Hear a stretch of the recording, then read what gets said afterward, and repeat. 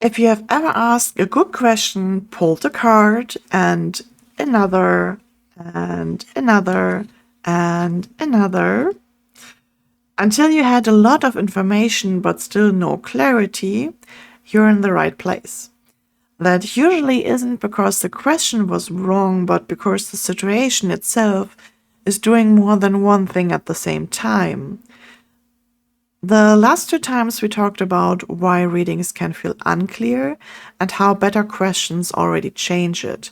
This part is about what happens when a single pull isn't enough anymore. This is where structure matters. Structure in this case isn't about complexity, not about adding more rules or positions or cards. The structure here is about separation. It gives different parts of a situation their own place, so they don't merge into one answer. You usually notice it when a single card stops being enough to answer what you're actually asking. For example, when a question involves more than one person, a relationship question often isn't just about feelings, it's about dynamics, boundaries, timing, and choice. One or two cards can reflect the emotional tone, but they can hardly hold all of that at once. Or when emotions and decisions are tangled together, questions like, should I stay or go, often carry fear, attachment, responsibility, and desire at the same time. Without structure, the cards answer everything at once, and that's when the reading starts to feel contradictory. Instead of rewriting the same question for agents, it is better to pick a different tool here. Or when the past is still active. If something ended but its influence hasn't, a single pull often blends past and present together. A spread lets those layers speak separately. Or simply when the question keeps branching.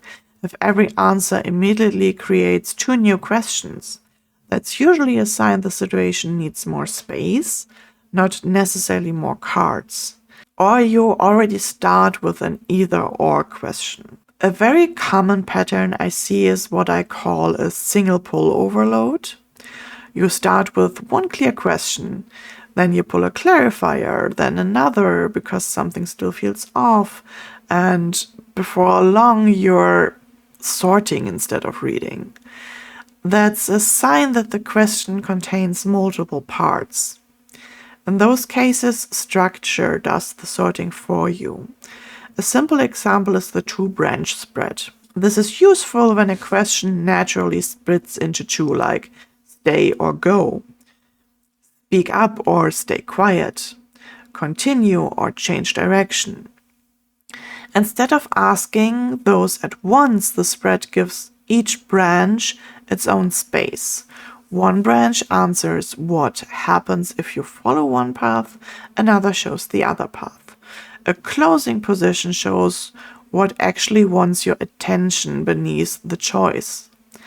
That is structure.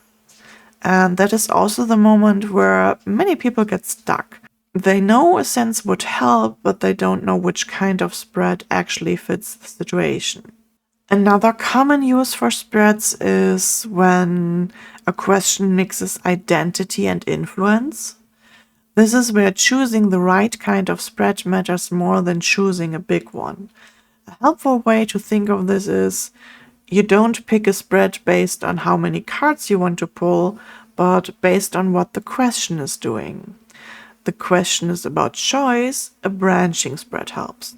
If the question is about process or transition, a cycle-based spread helps. If the question is about confusion or distortion, a spread that separates perception from reality helps. For example, during transition periods, people tend to ask questions that include who I've been, what I'm still carrying, what's already over, and what's calling me forward. Trying to hold all that in 3 or 4 cards from a one question leads to heavy emotional readings that feel true, but hard to use. And this is where a spread I shared earlier this year comes in. I will post it here. I originally created it around New Year, but it works for any kind of cycle. Endings, transitions, identity shifts, or long processes that don't resolve all at once. What matters here isn't the occasion, it's what the structure does. Before you even look at cards, the spread already separates what has been outgrown, what is still echoing, what is complete, what can be released, what wants to be reclaimed, what belief is distorting the view, and what direction needs attention now. If you tried to ask all of that in one question, the reading would feel like, I don't know, intense, emotional, and really, really overwhelming. Now, with the structure, each part has its own place. So, when you're wondering which spread makes sense, ask yourself, what is the situation asking me to separate? Not what do I want to know, but what needs its own space so it doesn't blur together.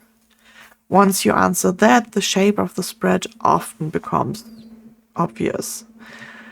That doesn't make a reading more complicated, it makes it more digestible. This is also why adding more cards without structure usually makes things worse. You don't get more clarity, you just get more noise. Structure allows the card to answer different aspects of the same situation without competing with each other. The spreads are containers you build around your question. And designing your own spread doesn't mean coming up with something overly clever or complicated. It just usually starts by looking at your question and noticing how many different things is it actually asking at once. So if a question contains a choice, you separate the past. If it contains a process, you separate the stages. If it contains confusion, you separate perception from what is actually happening. Each position simply gives you one part of the situation in a clear role. And once your approach spreads this way, they stop feeling intimidating.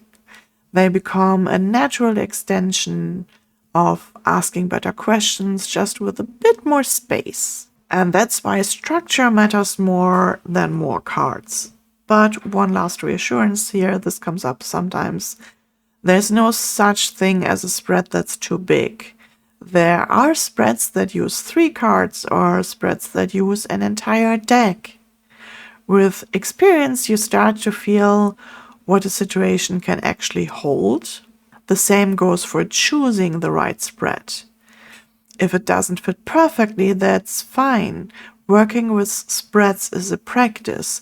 The more you do it, the easier it becomes to sense what kind of structure a situation needs. Every reading is feedback. I hope you found something new or inspiring for you today. And if you are curious about what else I have to share, please leave a like and a sub to my channel. It really, really helps me out. And if you want to share how you are working with spreads or where things feel unclear, I would love to hear about it in the comments. Take care and thank you for sharing space.